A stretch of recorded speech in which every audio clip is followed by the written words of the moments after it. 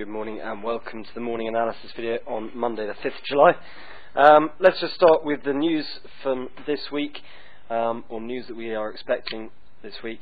We've got today Swiss retail sales and services PMI from the UK at 10:30.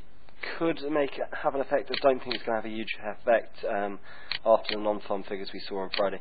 I think they were really the biggest effect, and you saw cable rallying from 148.80 back up to 152. Huge rally on cable Thursday, Friday. Same across the board in euro. And I don't really think we can make a huge effect on these first thing this week. I think we're going to see more spending, more buying coming in when we get this Halifax HPI figure coming out. As you can see, this is forecasted to be up on last month. Previous was minus 0.4. This month we're expecting 0.6 positive. And that could be a very, very big figure indeed for the UK. Moving forward, CAD building permits, ISM non-manufacturing PMI from the States as well. Two figures to keep an eye on, especially that building permits on CAD tomorrow. Moving down, PMI, unemployment rate, we're not going to catch that, it's too early in the morning. But then moving into manufacturing production, month on month, asset purchase facility, and obviously the Monetary Policy Commission meeting as well.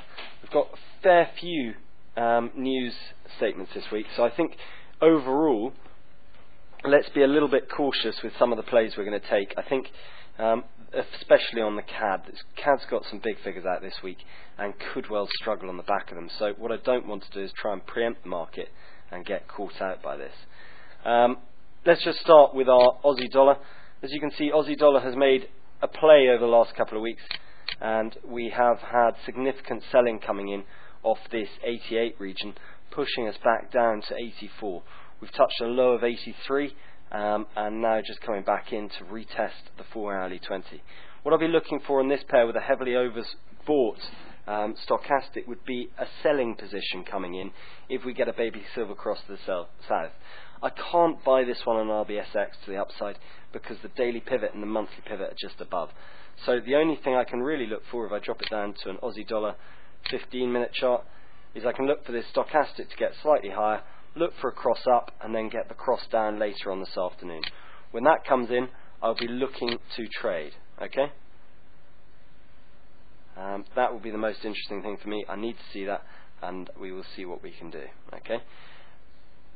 Dollar CAD, again, dollar CAD is a little bit overbought. You can see that we've created a lower high and a lower low here. What we really need to see is confirmation of any moves continuing, and we need to see this breaking down through that low to begin to confirm that. Once we're through that low, we can look for short positions. At this moment in time, 15-minute chart just isn't going to give us an entry unless we get a pullback to that hourly 20. If we get a pullback to the hourly 20, then by all means I'll be looking for a possible short position, and also a long position if we get a baby silver cross to the upside through the daily pivot. Okay. Swissy, I'm afraid Swissy's pretty much untradeable at the moment. For me, you can see she's had a huge fall off. I want her to retrace up. I don't have any feelings that she will. If we get a baby we've got a baby silver cross about to come in, but if we get a move down through the daily pivot and then a little retest, then we can look to short. Okay. Moving across to the majors, so let's start with euro dollar. Overbought. Nothing I can do at this level. Too overbought. No silver crosses about to come in, so nothing I can do. And again on cable, overbought, and at this moment in time very little we can do without seeing pullbacks coming back in on this. We'd like to see it pulling back towards that weekly pivot 4-hourly 20. That would give us a bit of confidence to start buying off that level. Okay, but as things stand, she's in a position where I cannot trade because I know that there's a huge gap back down to those MAs.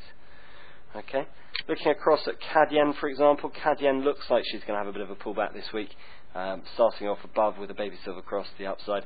Came in at 12 o'clock last night, so not a lot we could have done with that trading wise. She is right on the previous lows, so I don't want to try and fake her out.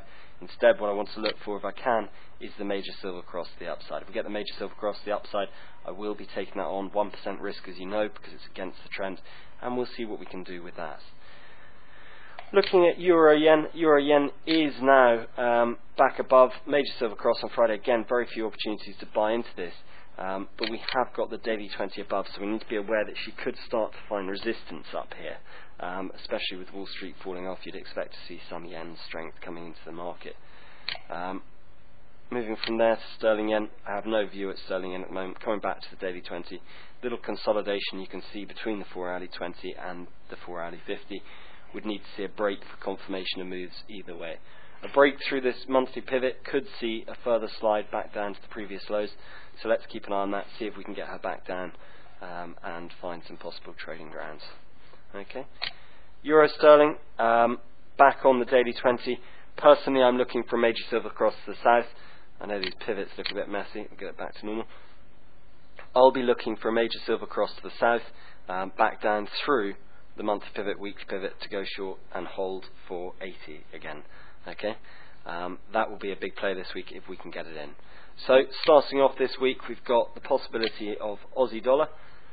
As you can see from the hourly chart, coming back to that 4-hourly 20, we'll look for a baby silver cross with the trend to the south. Dollar CAD, as you can see, is starting to make a move to the south. We'll look for, if she does come back to that 60-minute 20, a possible short play. Okay. All right, guys. I will catch up with you in a minute in the live room. If not, have a great day and let's have a great week.